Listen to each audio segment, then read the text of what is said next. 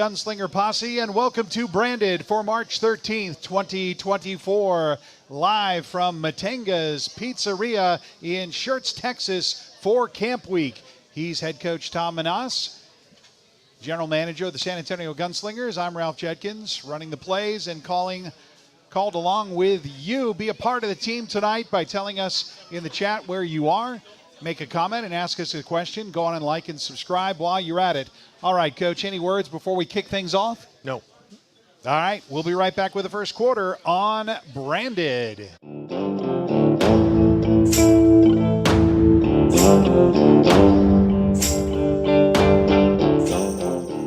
How does a site work company with nearly 50 years of success maintain growth and integrity? It's simple. We employ strong leaders who ensure that each project is executed with teamwork and dedication.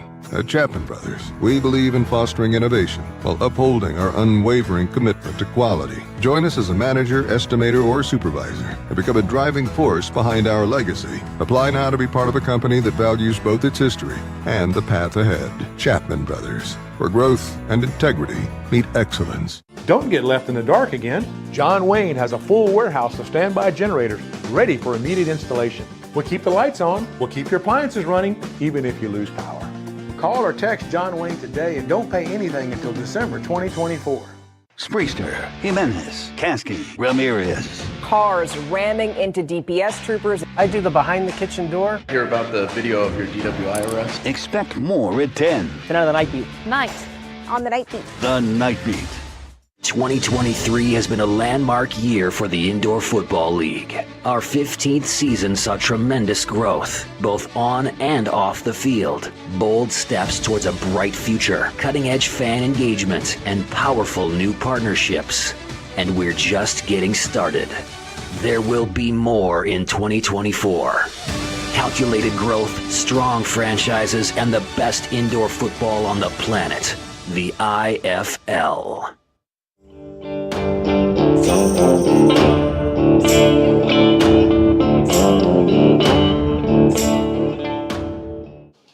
And welcome back to Branded live from Matenga's Pizzeria. A heck of a week, Coach, in the can as tomorrow players arrive. What is the news from Gunslinger Nation? Well, we're formally opening Gunslinger Nation up to the fans this Saturday for the first practice at 9 a.m. And that'll go from about 9 a.m. to 11:30-ish, 12 o'clock, depending on how our work's going. We practice until we get done with what we need to get done. But I want to give everyone the address. Get ready for this, right? You guys have all been waiting to hear about it. Get ready to write this down, folks. So it's 9450 Northeast Interstate 410 Loop, okay? And that's in San Antonio. We got a picture of the outside of the building, the front of the building, and that's where basically you can go in and buy your tickets, you can buy merchandise. Just to kind of give you a virtual idea of what we're doing is when you pull in, you're going to see this building in front of you, the entryway, but to your left, you're going to see a full outdoor football field. And that's where we practice. And then behind all this is where we have our locker rooms, our weight rooms, our players' lounge, training facility, equipment room, all the good stuff that goes with it. We encourage the fans to come out. The way we're doing it this year, we feel it's a lot more comfortable. It's bring a lawn chair, make yourself comfortable. If you're going to sit there for a couple hours, sure beats sitting on a steel or aluminum bleacher for 2 hours, right? So we want you to come out. We want you to enjoy it. Good to meet the players afterwards for a few minutes. And just be respectful, be respectful of their time while they're working and enjoy it because you're going to see some great stuff during practice. So we've covered when the fans will come out and what times. And wait, what about what to expect when they get there? Actually, what time do we want them actually showing up? I said 9. At 9 o'clock? Yeah, 9 a.m. The practice officially starts at 9 a.m. and runs to, like I said, about 11:30. Sometimes till 12, but typically it'll be an 11:30 finish. And essentially what you can expect is some really great football because you're going to see the drill work. You're going to see the things that the players go through. You're going to be able to watch how we warm up, how we compete in drills, how we do all those things, and then get to watch some scrimmage every day. So I think on Saturday we're probably doing close to 20 plays offense, 20 plays defense, and it should be fun. Now, a little thing you want to mark on your calendar is on the 20th, we're going to have a full officiating crew there. And so as part of that, we're going to run a controlled scrimmage of sorts, and it'll be a little elongated practice and all that good stuff. I did want to add one thing. Hey, if it's raining, don't come, okay? I can post it as fast as I can, but I'm worried about getting my guys on the field, not necessarily posting it. But what I would suggest is if you see that it's raining, go ahead and just wait. And then if we know we're going to practice later in the day, we'll announce then. Maybe, if we don't practice at 9 in the morning, maybe we'll practice at 1 in the afternoon. So, and where should they look for that announcement? If they do on Facebook. It'll be on Facebook. Yeah. Excellent. It'll be on our Facebook page. So that's the general idea of what, we just want to make sure that everybody who comes in really gets to enjoy everything that we have going on and, has a safe, good time and is respectful of what we're trying to do, and just be supportive, have fun. I'm not sure, but I think this is the first time a professional team has had an open practice in San Antonio, and probably in professional football. No, they all do. No, but I mean in San Antonio. Oh, no. I don't think so. I know we didn't back in the day. Right. And somebody might be able to tell me, and I have someone in the chat, Evelyn Moreno, asking for the address again, please. Sure. It's 9450 Northeast Interstate 410 Loop, right in San Antonio. It's right off the interstate, and you can see it. 410 I-10 intersection. Yep. It's very, at night it's beautiful, by the way, because that big sign you see there is all neon, and it doesn't do us justice. Yeah. Well, 9 o'clock it's going to be light out, so just look for that in the front It'll of look the building. different. Yeah, and then just, follow the signs once you get there, and, where to park and do all that good stuff. So, yeah. 9450 Northeast Interstate 410 Loop. 410. Yep. So that's the location. And that's the time, and that would be this Saturday coming up.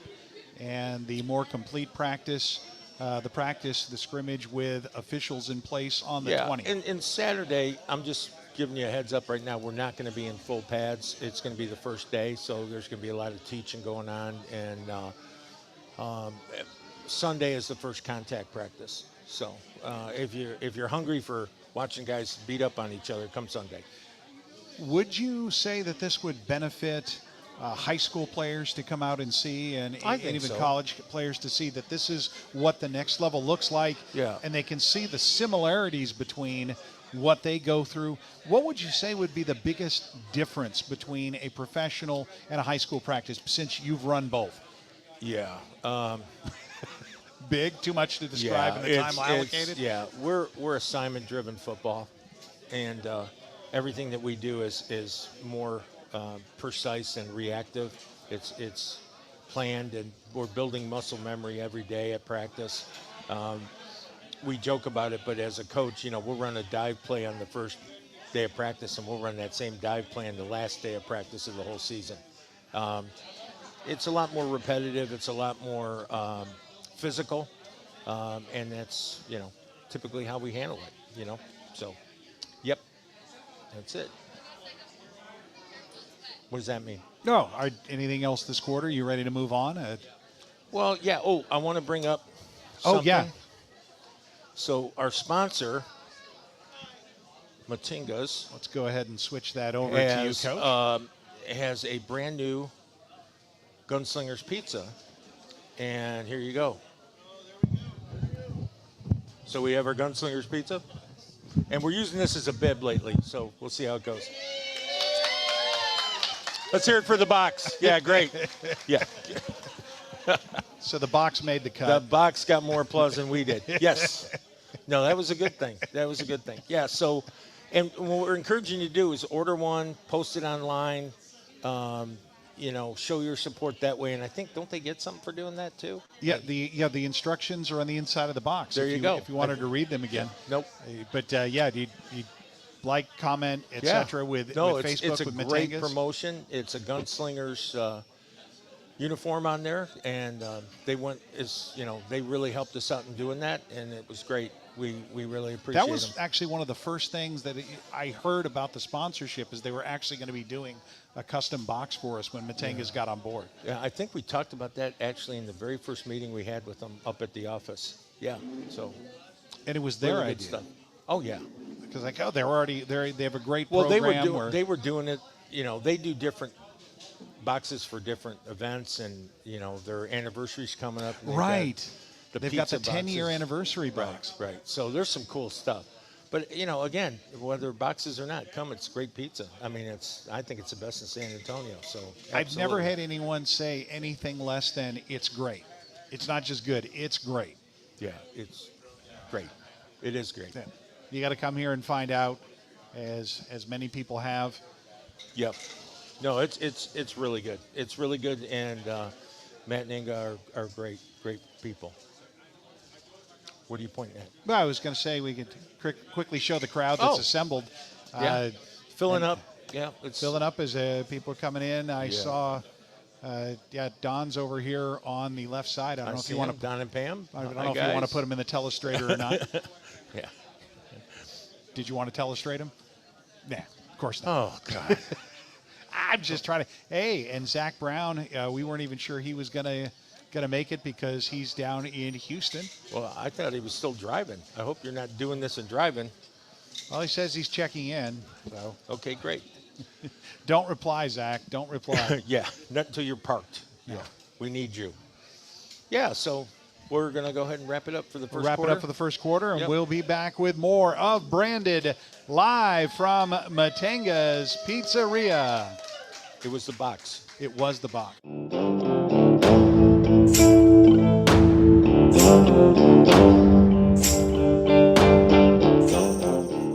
How does a site work company with nearly 50 years of success maintain growth and integrity? It's simple. We employ strong leaders who ensure that each project is executed with teamwork and dedication. At Chapman Brothers, we believe in fostering innovation while upholding our unwavering commitment to quality. Join us as a manager, estimator, or supervisor and become a driving force behind our legacy. Apply now to be part of a company that values both its history and the path ahead. Chapman Brothers, where growth and integrity meet excellence. Don't get left in the dark again. John Wayne has a full warehouse of standby generators ready for immediate installation. We'll keep the lights on, we'll keep your appliances running, even if you lose power. Call or text John Wayne today and don't pay anything until December 2024. Spriester, Jimenez, Kasky, Ramirez. Cars ramming into DPS troopers. I do the behind the kitchen door. Hear about the video of your DWI arrest? Expect more at 10. Tonight on the Night Beat. Night on the Night Beat. The Night Beat. 2023 has been a landmark year for the Indoor Football League. Our 15th season saw tremendous growth, both on and off the field. Bold steps towards a bright future, cutting-edge fan engagement, and powerful new partnerships. And we're just getting started. There will be more in 2024. Calculated growth, strong franchises, and the best indoor football on the planet. The IFL.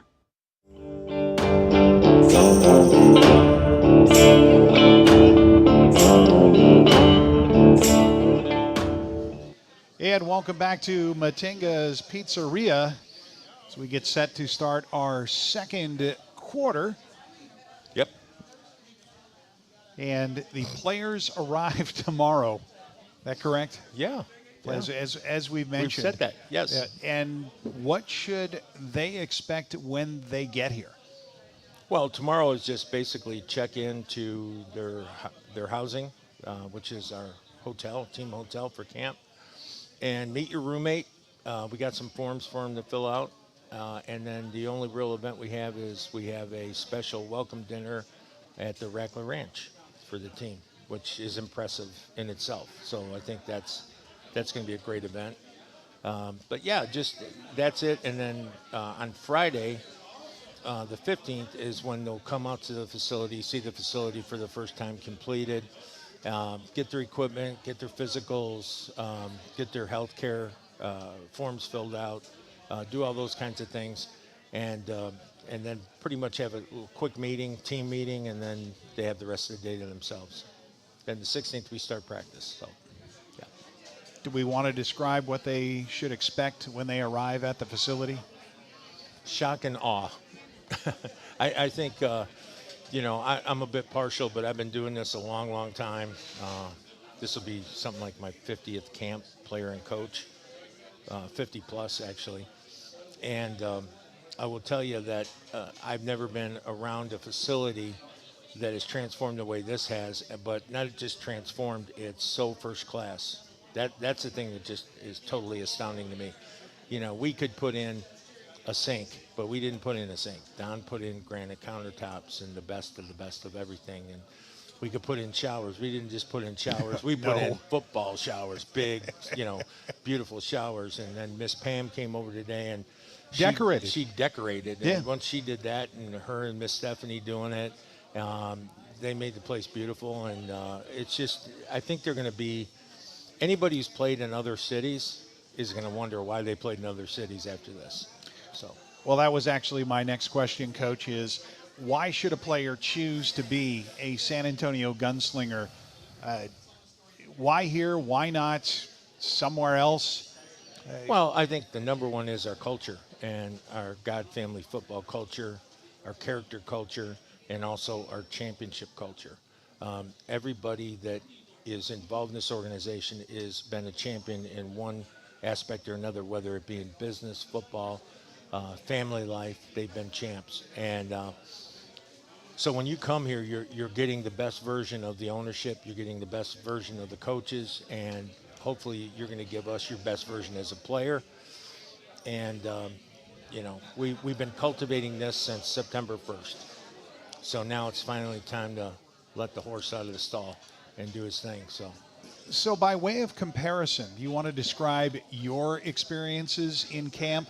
What was your experience like at the professional level at your very first camp? Well, my first professional football camp was with the Lions, and back then, we were at Oakland University, and they put all the rookies on the 6th floor of a dorm with no air conditioning.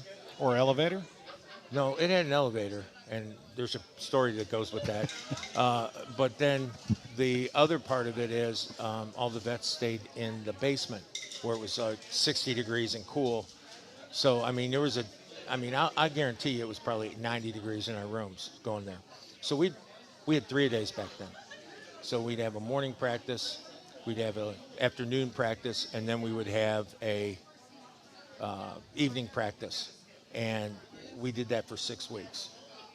And the competitiveness of everything was unbelievable, how rough it was. But the weird thing was, so once you make the team, you don't really know you made the team. It's not like someone comes up and says, hey, you made the team. It's just if you're still in your room, you kind of know you made the team. They have a guy called the Turk, and every team has a Turk, and we'll have a Turk. And the Turk is the guy who goes at 6 in the morning and knocks on your door and says, hey, coach wants to see you, bring your playbook. And you know you're done. So it was the last real practice we had before we broke camp. And we had played a couple preseason games. And I remember we were sleeping, me and my roommate. My roommate was a defensive end from Oregon.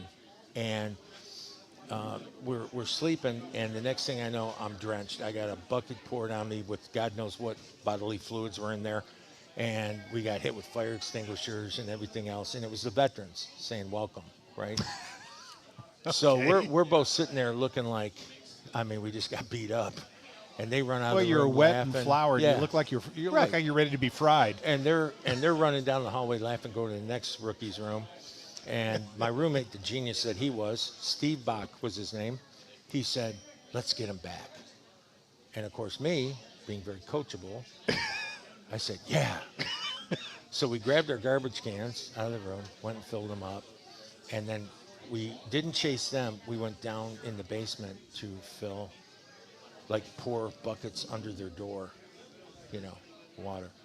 So we're down there, we're pouring buckets of water down there. And we're laughing and laughing.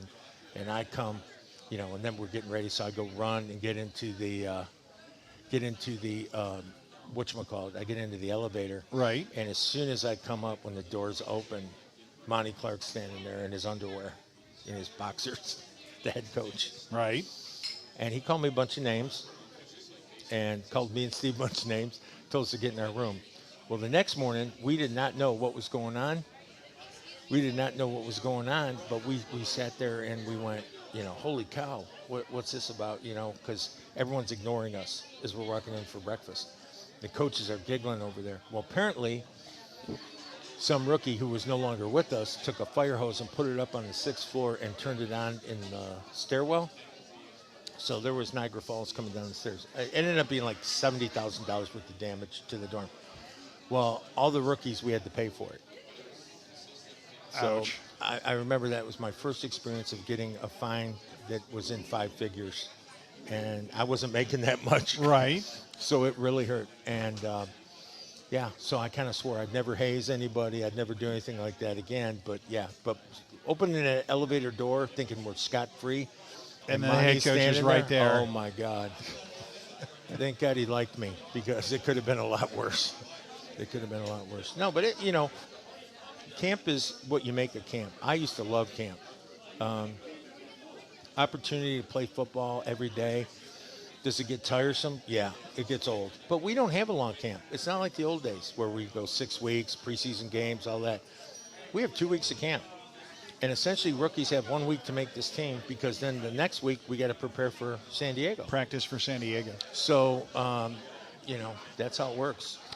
Well, San Diego was the lead-in graphic here. Mm-hmm. Actually, before we go, Jim Renier has actually chimed in with a question following the thread. What is your best memory as a player or coach of camp? There's 2. We had Billy Sims as our running back.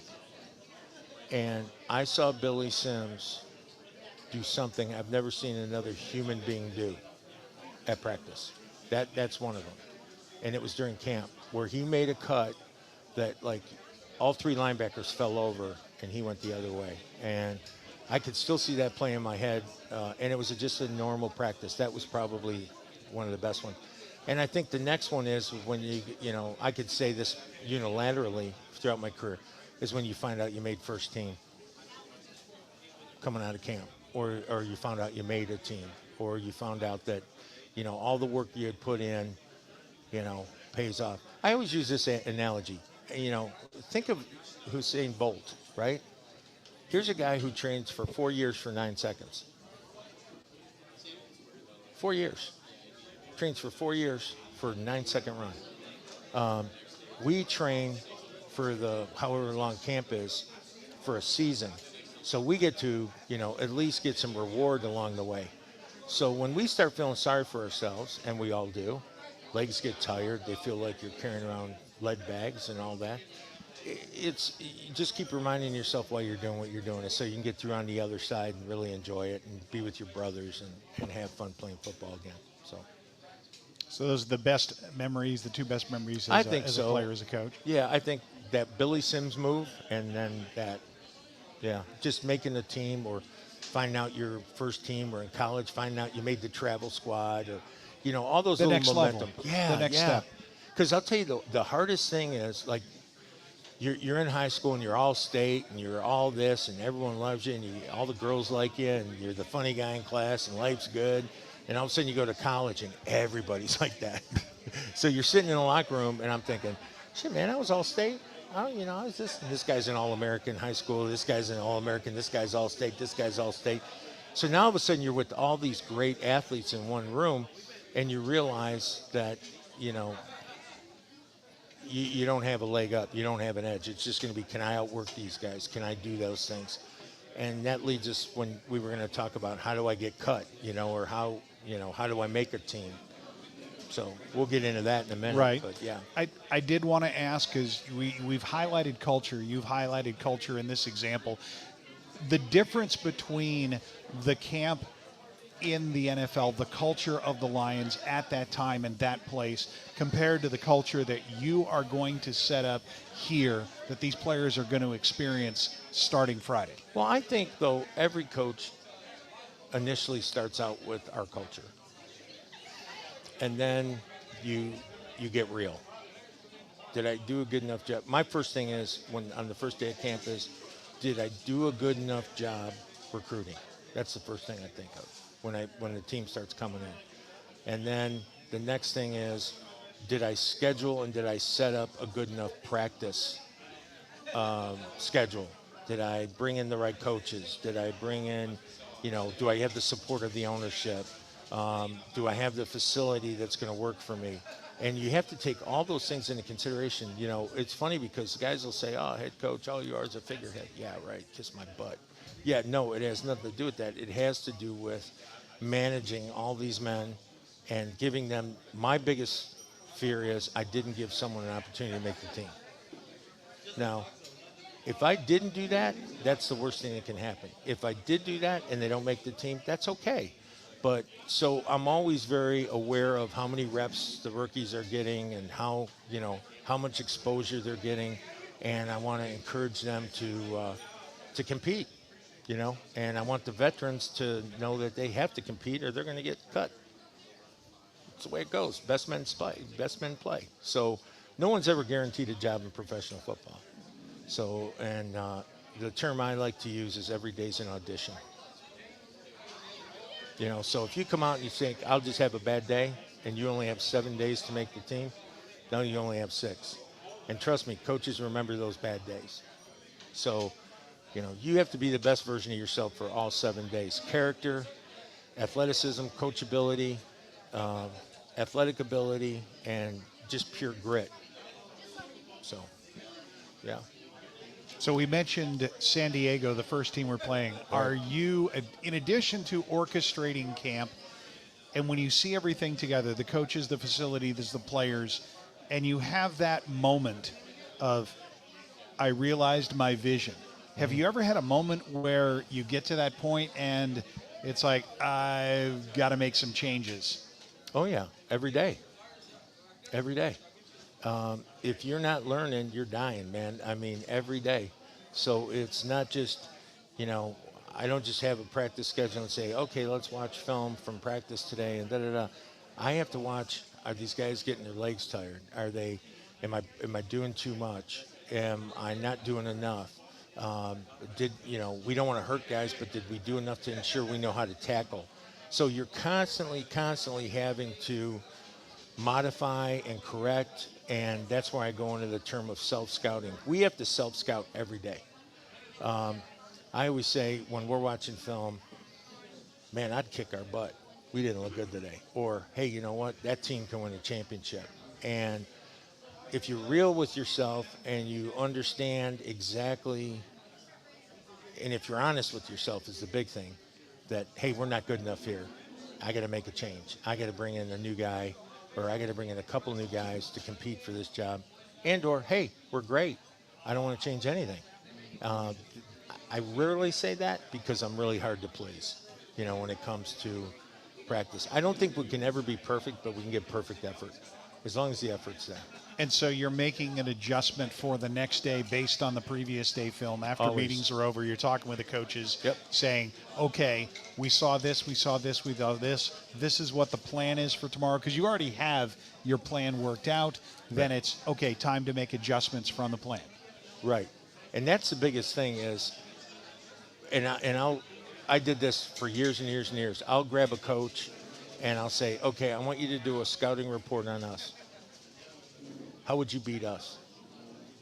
And they'll go sit in a room and watch 3 games of film and say, here's how to beat us. And they'll draw it up. And again, I think it's that important that you self-scout yourself. Now, do I put a lot of credit into scouting our opponents? Absolutely, tons. But at the end of the day, I want them to spend more time trying to beat us than we're trying to beat them. Because I think if we play our perfect game, that no one can beat us. So I'm striving for that, and I want to live rent-free in their head for a week where they think, oh shit, we got to do this, and this to beat these guys, you know. So. And San Diego may very well be where that starts. Well, San Diego's a huge game for us. The reason it's a huge game is we only play them once. So my fear as a head coach is if we go up there and we tank, what happens if that's the tiebreaker at the end of the year to get in the playoffs? Or what happens if that's the tiebreaker to go, you know, whether you're 1 or 2 in the playoffs, whether you're hosting or traveling. So the San Diego game is a huge game for us. It's a game that's going to require us to play perfect effort, and I don't want to say score fast and score often, but I'm going to let the leash off Coach Fuller, and we're going to go. We're going to go crazy. We're going to do everything we know how to do to put up numbers, and defensively we're going to be a bunch of dogs, you know, that's our goal. So, you know, that's an important game. I know this team's been around, and I appreciate the history with this team, but make no mistake, this is the new culture. This is the new San Antonio Gunslingers. So I want our coming out to party to be pretty great. So that's what you get to look forward to on April 1st. Right. And I want to mention one more time, because as people are tuning in and realizing we're talking about the new facility, the location. Why don't you post it on the break? Get it all ready, and then you can just launch it. Can you do that? Yeah, certainly could do that. We can reply in the comments so Good. people could track back. But for now, it's 9450 Northeast Loop 410 in San Antonio, and that's if you're looking for it in general on map, you're looking in the right area. If you're looking at the 410 I-10 intersection on the southeast part of town.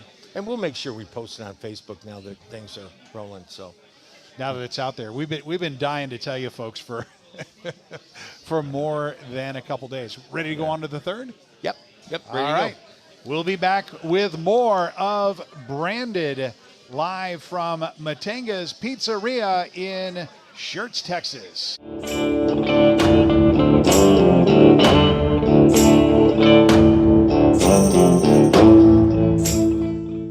Hey San Antonio, are you tired of the same old chain pizza that tastes like cardboard? I thought we were done eating paper in school. Maybe not.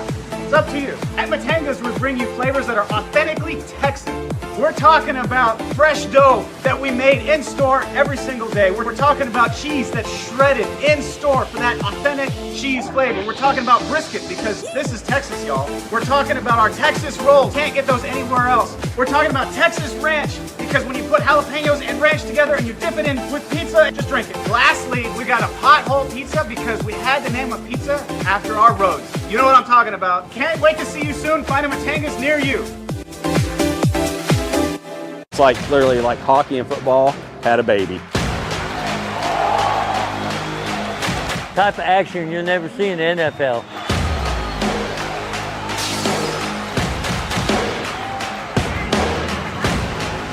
Let's go Gunslingers, let's go baby! Woo! That's the best entertainment there is. Once you've been to a game, you're gonna get hooked.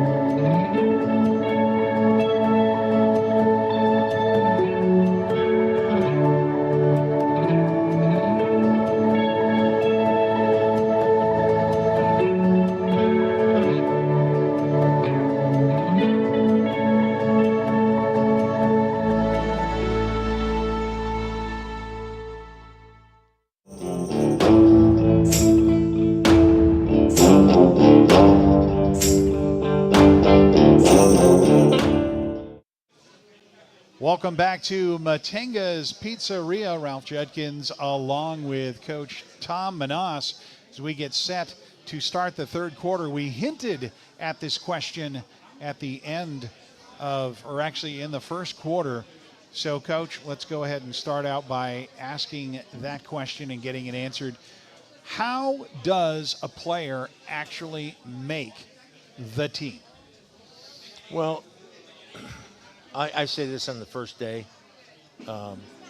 is that you make yourself so valuable that we can't cut you. So you do everything that you need to do and make yourself valuable in the sense of, if you're a wide receiver, you can also hold for field goals and extra points. If you're a running back, you can also play wide receiver. If you're a strong safety, you can also play corner, or any variation of those.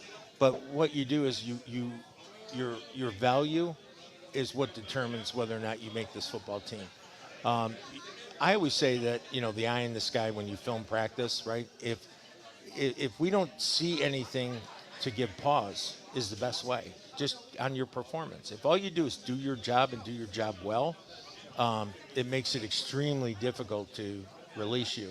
You always try to find a way to keep the best players and do that. And I've cut some guys in the past that thought, I was nuts for cutting them, and sure enough, they were dog crap wherever they went after that. But then I've also let some guys go that said, hey, I'm going to show you, and they go ahead and they just kill it, with somebody else. So you can I think anybody who's ever played football at any, professional level has been cut, right?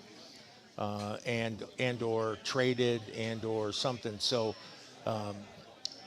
again, making yourself valuable. Mine was I could play guard, I could play center, and I could play Mac linebacker in this league. And so when I was younger, that was my advantage.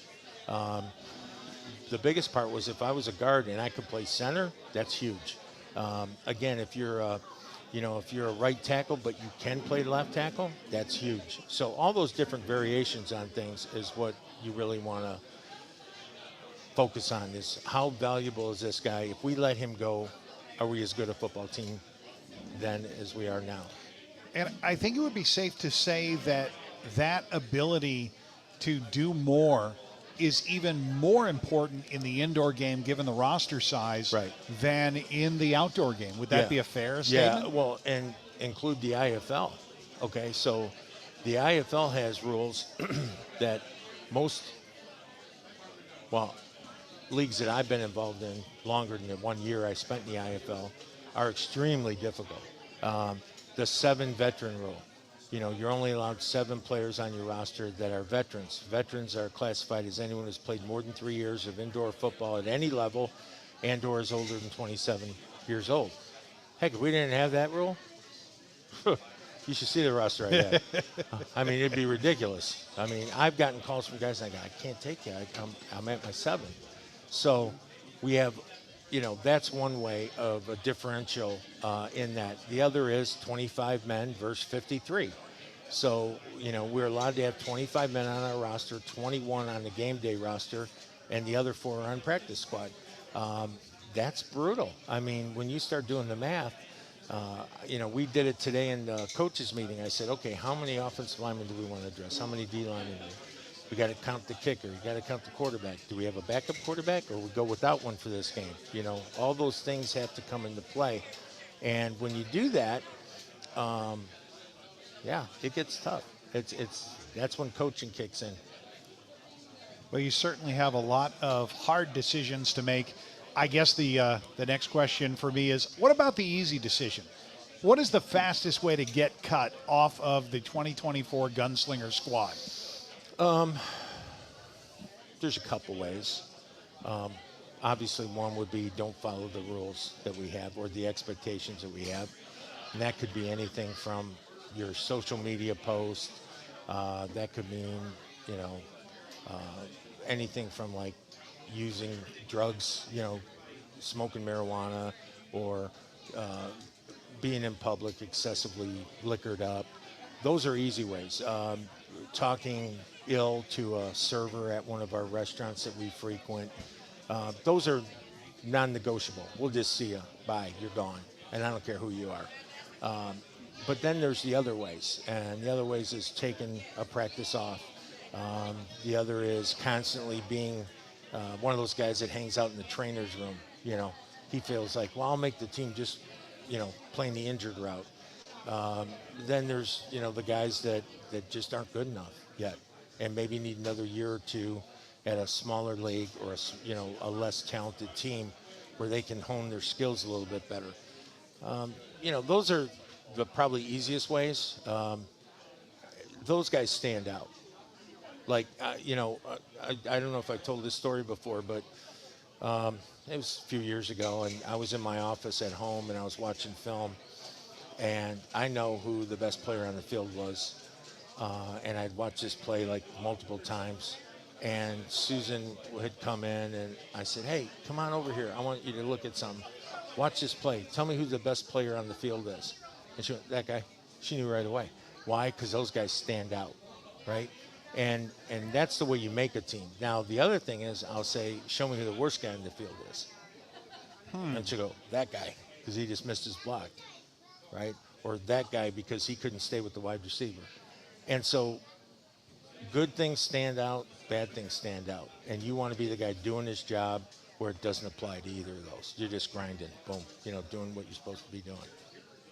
So it goes without saying, because you're able to make these determinations, that practice is filmed.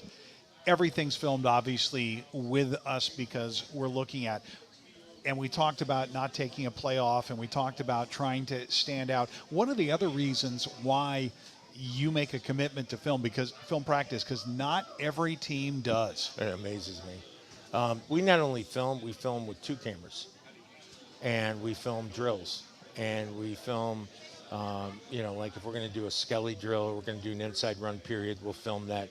When we do one-on-ones, we'll film that. When we're doing team offense, team defense, we'll film that. And then all that gets pretty much packaged up at the end of practice by quality control, and then we break it down with the team. I had a coach that used to film conditioning and then make the team watch it. Conditioning? Yep. Now you think about that. There's nowhere to hide. You're on camera. You got to give 100% effort. I was going to say, and if you did he film stretching as well? No, because stretching has nothing to do with conditioning. Conditioning had to do with grit. When you're dog-ass tired and you got to do conditioning at the end of practice, were you at the front of the pack, were you at the back? And then what he used to do is play it in the team meeting and slow-mo it if you were the last guy. So he made a point of embarrassing one time you. I would definitely not want to appear on film. Right. And you don't, then what does it do? The very next day, everyone's running their butts off, right? So it did what it was supposed to do. Any chance that practice might make a return? No. Okay. No, not with the guys we have. I don't have to worry about that. The guys we have are high character guys that understand what they need to do to be a champion. And, we're mission driven. So I'm not worried about them giving a full effort. Well, speaking of, again, that you're not worried about them giving a full effort, what kind of effort does a coach have to give? What is camp like for a coach, for all of your coaches? I mean, how many camps did you say you'd experienced? 50. Yeah.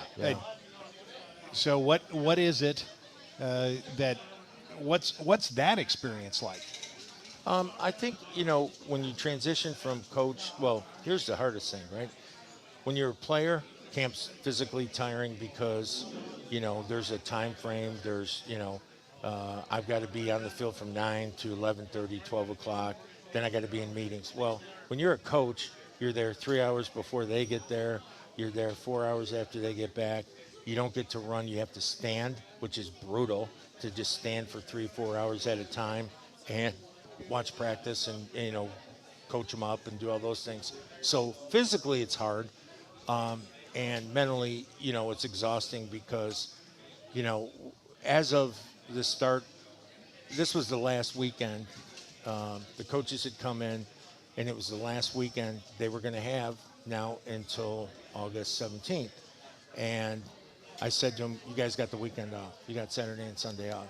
Go do your grocery shopping, go do your dry cleaning, do anything you need to do because you're not going to have time. Because we go 7 days a week.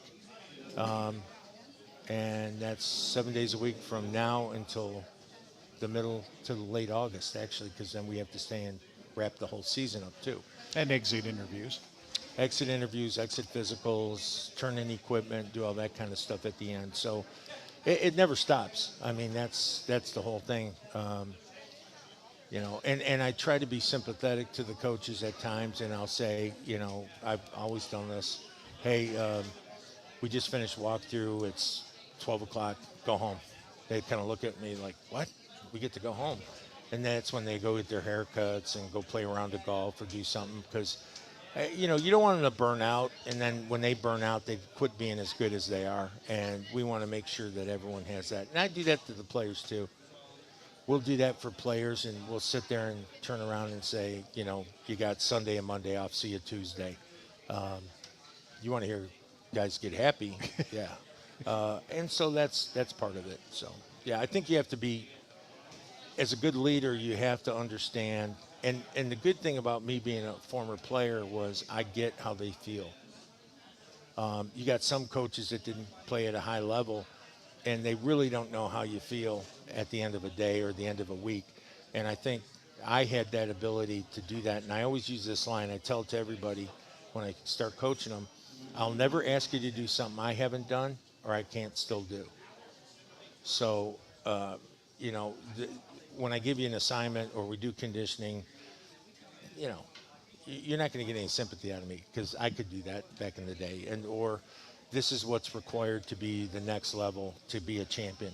You got to remember, we're going to have so many people chasing us this year that we got to really, this is where the character of this football team is going to come out.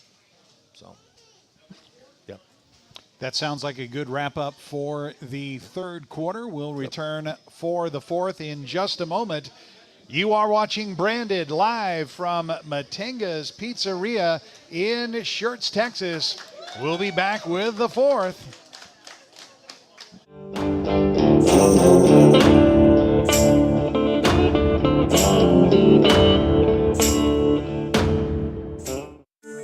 Quality. Here at John Wayne, it's not just a word, it's our foundation. From the people we employ, to the service that's provided, to the equipment that we design and install, quality matters. For nearly 20 years, providing quality Texas comfort to the San Antonio area communities has been our highest priority. For quality you can count on, call John Wayne today.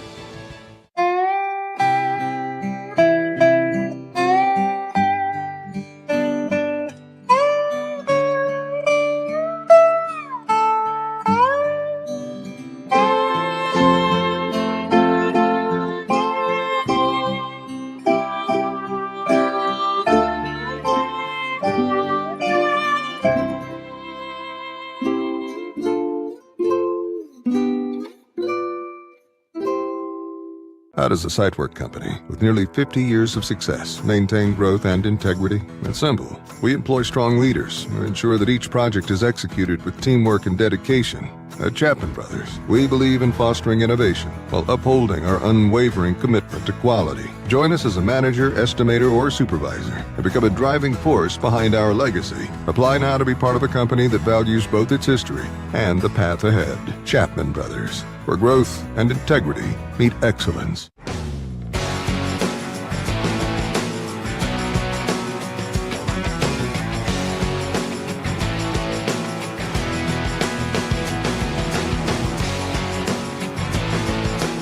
Hi, this is head coach Tom Manassa of the San Antonio Gunslingers. I'll tell you what, right now is the best time in the world to buy your season tickets. 2024 is going to be historic for $9, starting at $9 a month. How can you beat that? Can you believe it? $9. Don't make me come down there and send you off to the train station.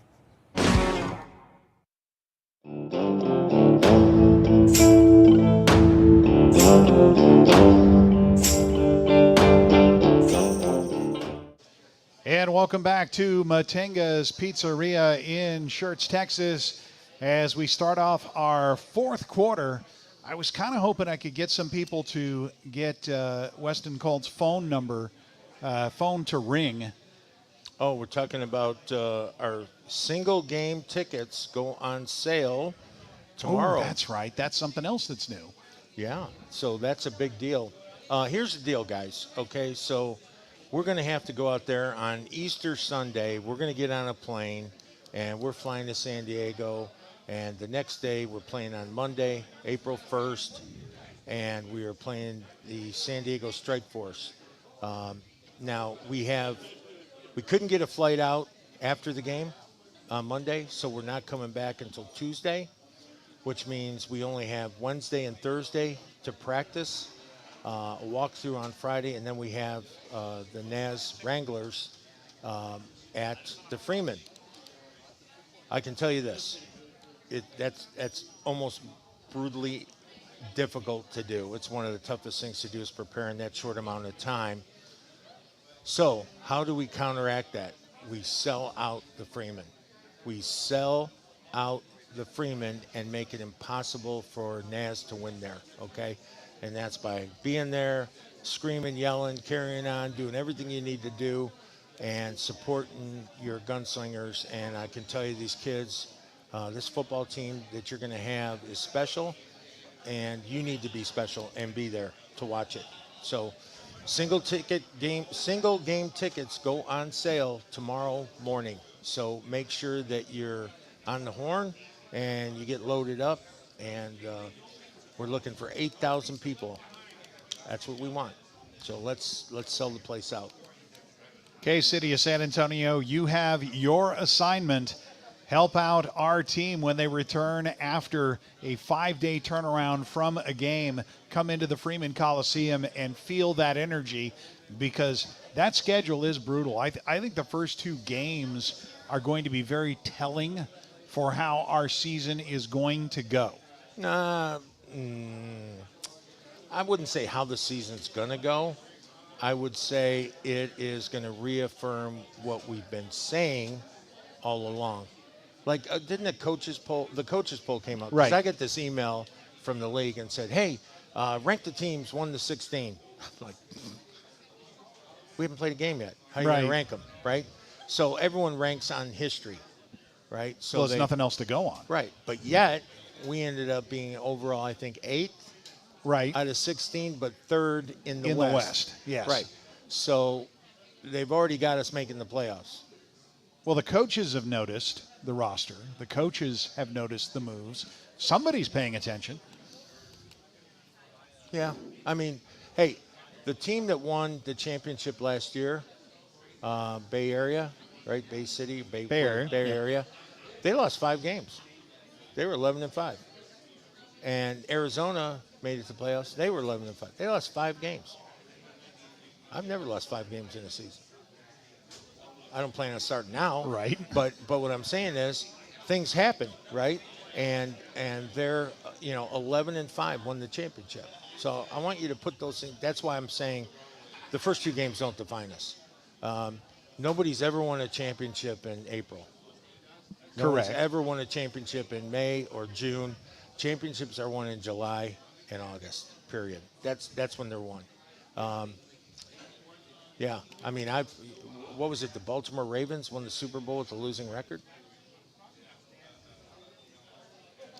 You can't tell early on. But you don't have to be, and you don't have to be a better team to beat a team. You just have to be a better team for 2.5 hours, right? So, and that's the thing that people don't seem to understand is, you have 2 teams playing. One team's really, really good. One team's okay, and the okay team beats the really good team.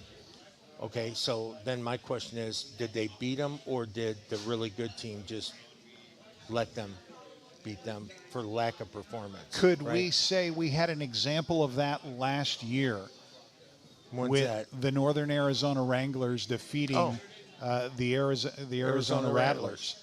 They always have tough times in the playoffs, though. I mean, they make the playoffs, so God bless them. I mean, they make the playoffs every year. I think it's 15 years in a row. Legendary organization, legendary teams.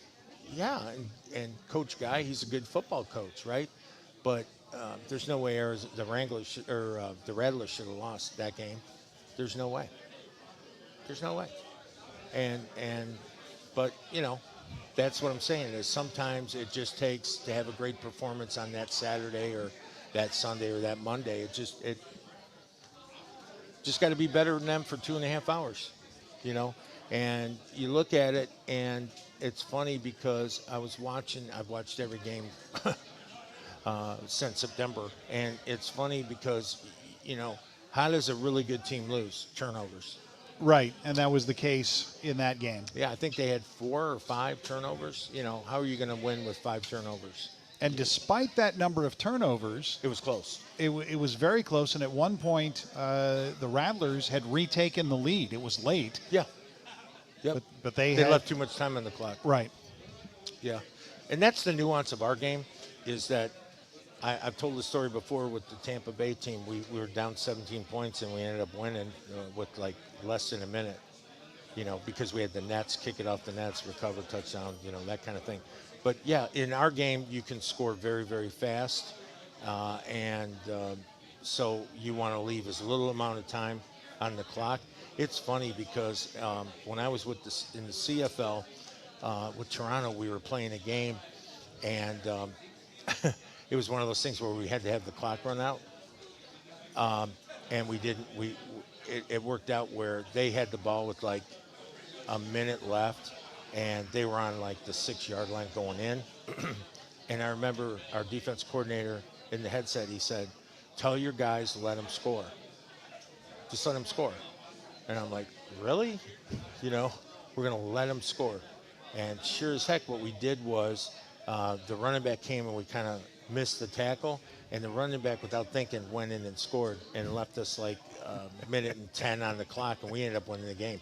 And it was funny because I've had that happen, and I've had it happen where we're on offense and the running back's going and our own guy tackles him. And puts him down, like, so don't score yet, and everyone's on top of him, guarding him, so it's all about clock management. It's you're never out of it in this league. So, well, this is the show about camp. I don't want to end our fourth quarter and go to the meet and greet without asking a couple more questions about camp. At the end of that first week, you pretty much have an idea of who you're taking forward. We talked about the Turk. The Turk gives the news. The player shows up, book in hand, and says, "You wanted to see me, coach." How hard is it, or is it hard at all, to cut a professional football player? It's very hard. It's the worst day of the year for me because I have empathy for them.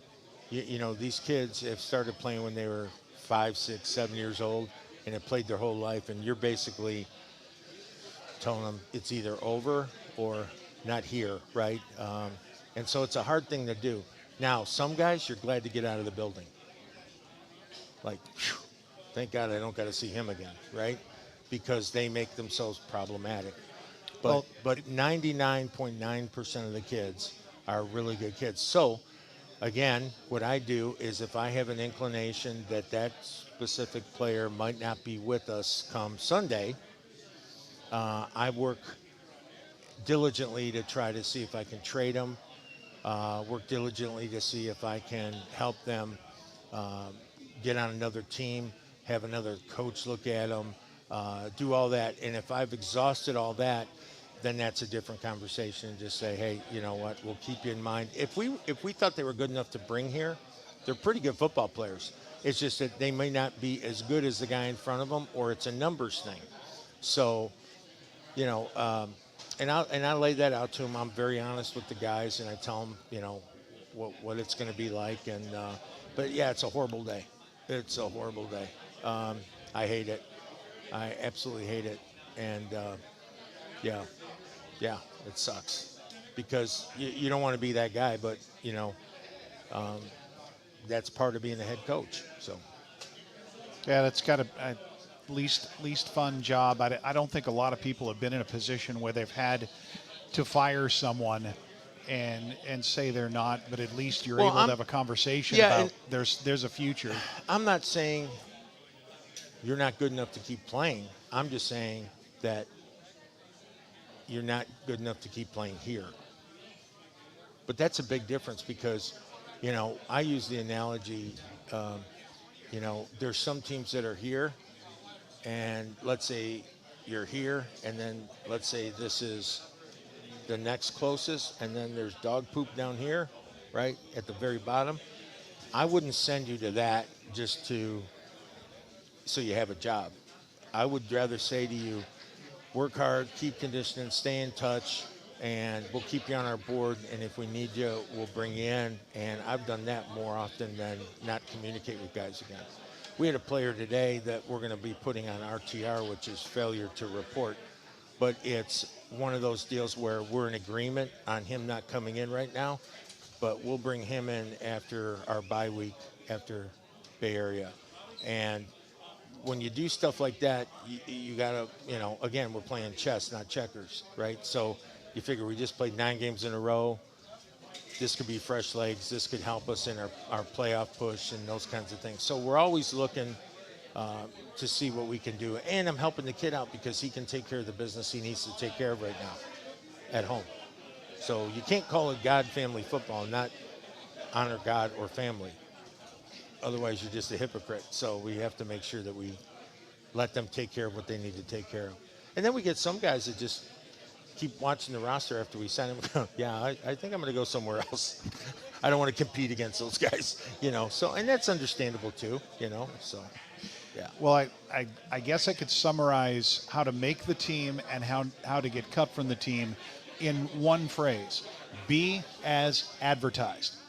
If you have looked at a player, if you have seen their film and they have finished the vetting, because we're looking for character guys who are also good at football. Right. If you haven't somehow snow jobbed this, if you haven't somehow shown yourself to be better than you are and somehow fooled you as well as your son, as well as all the other coaches, and you show up not as advertised, or you show up as advertised, that's pretty much your fate. Well, and again, it's if you come in, regardless of who you are, and you think you have this team made, you're sorely mistaken, right? Because any individual player can get released at any given time if they don't live up to the standard of performance that not only we have, but what they've set for themselves. So you can't come in marketed as, the best defensive lineman in the country and then come in and play average. Just not going to work. Not as advertised. Right. Yep. So we want to make sure that, when we vetted them, we didn't just watch highlight reels. We watched college film. We watched pro film on them. We have a good indication who they are. I'm not worried about a not as advertised guy coming to camp as much as I'm concerned with entitlement. I hate that word. I hate when people are entitled, and I hate when players think they're entitled. Well, I was here, or I played, or I'm this, or I'm that. It's just, I just don't like it. It's not attractive. No, it's not. No, it's not, for sure.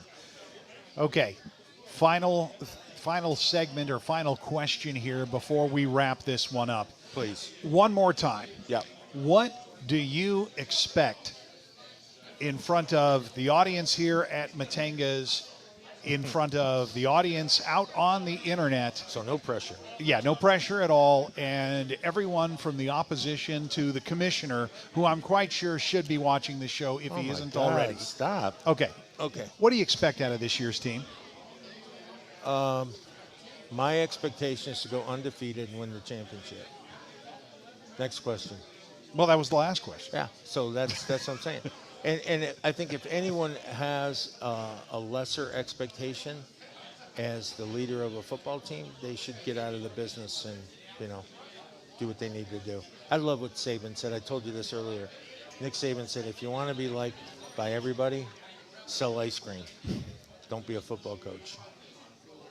It's true, right? So you're going to say things that are going to tick people off. You're going to say things that, but listen, I'm not, and again, confidence, not arrogance, and I'm not betting on me. I'm betting on my guys to do what they're going to do. So that's it.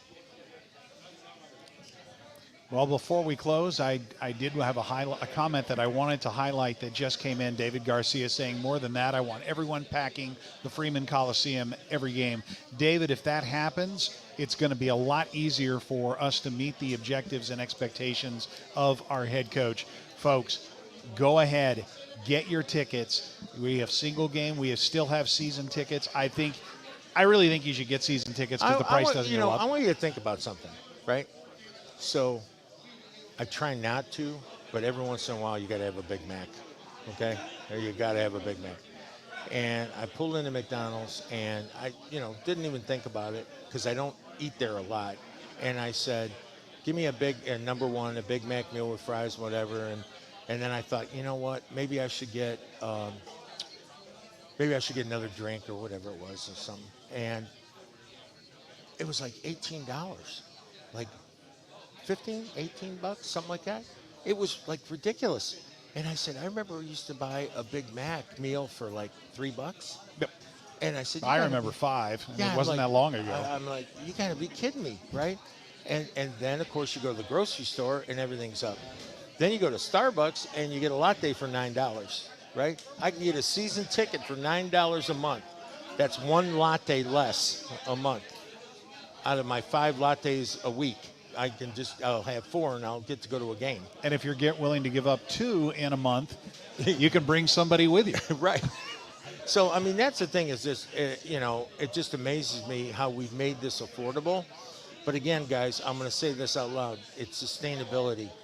If you want to have a professional football team here of this caliber, at this caliber, you need to support them. You need to be there. All these people that come here every week and they got to buy a ticket and come. All the people that watch us and listen to us, buy a ticket and come.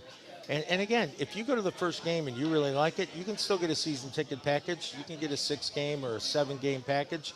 We'll customize anything for you. We just want to make sure that the arena's full. We make it hard for people to come there and compete against us and show your love and appreciation of these players who have left their families for 4.5, 5 months. You become their families in their town that they're playing for. So show them some love. Yeah. That seems like a good ending to the quarter. We'll be back with our conclusion. This is Branded live from Matenga's Pizzeria in Schertz, Texas.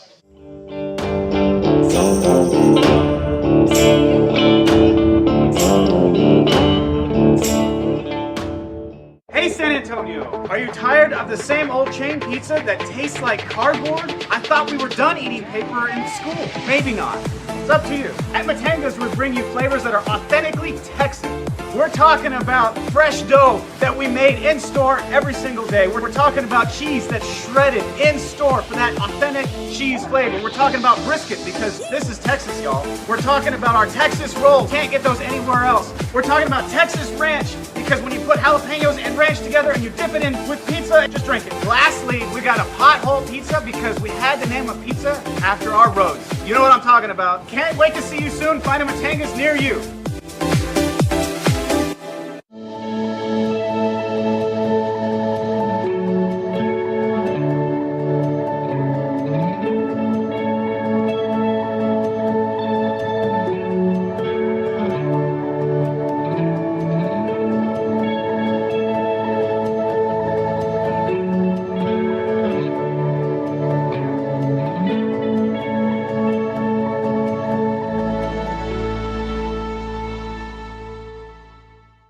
For generations, the family recipes at Carrabba's Italian Grill have been bringing people together. From the sweet smell of our scratch-made sauce to our rich layers of lasagna, we believe food made with love leads to tables filled with laughter. Dine with us or order out at carrabbas.com. 2023 has been a landmark year for the Indoor Football League. Our 15th season saw tremendous growth, both on and off the field. Bold steps towards a bright future, cutting-edge fan engagement, and powerful new partnerships. And we're just getting started. There will be more in 2024. Calculated growth, strong franchises, and the best indoor football on the planet. The IFL.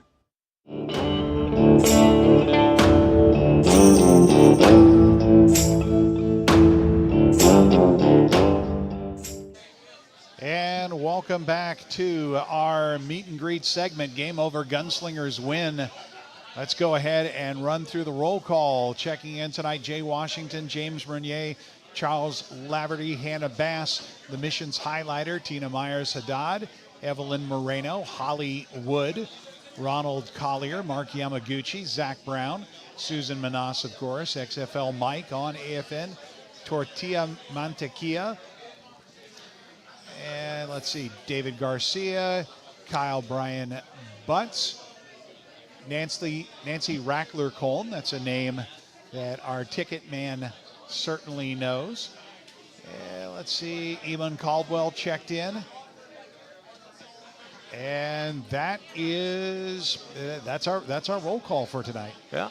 Oh, someone did comment in late here about where they can watch the game from out of state on YouTube, as well as the new Caffeine TV. Caffeine You'll be able to TV. watch both of those as well, either one, and they're all free.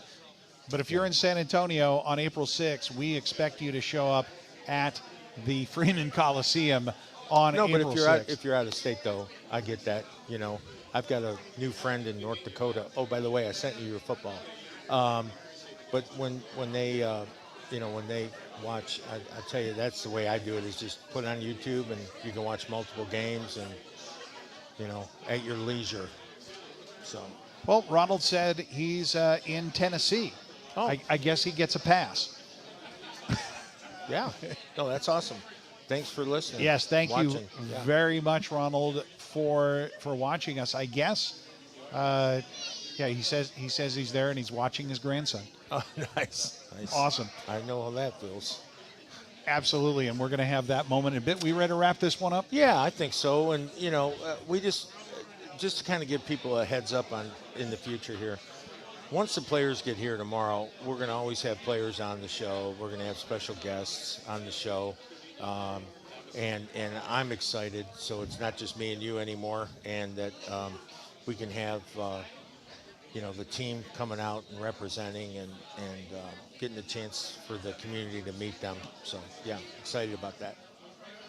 And this will wrap up our Camp Week show. Make sure you have liked, subscribed before you go. And that's your cue, Coach. My cue. Okay. Miss Susan, I love you and I miss you. Eli, Liliana, and Mila, time to go to bed. Night. Love you. This has been Branded for March 13th, 2024. And as always, keep your guns up. Good night, everybody.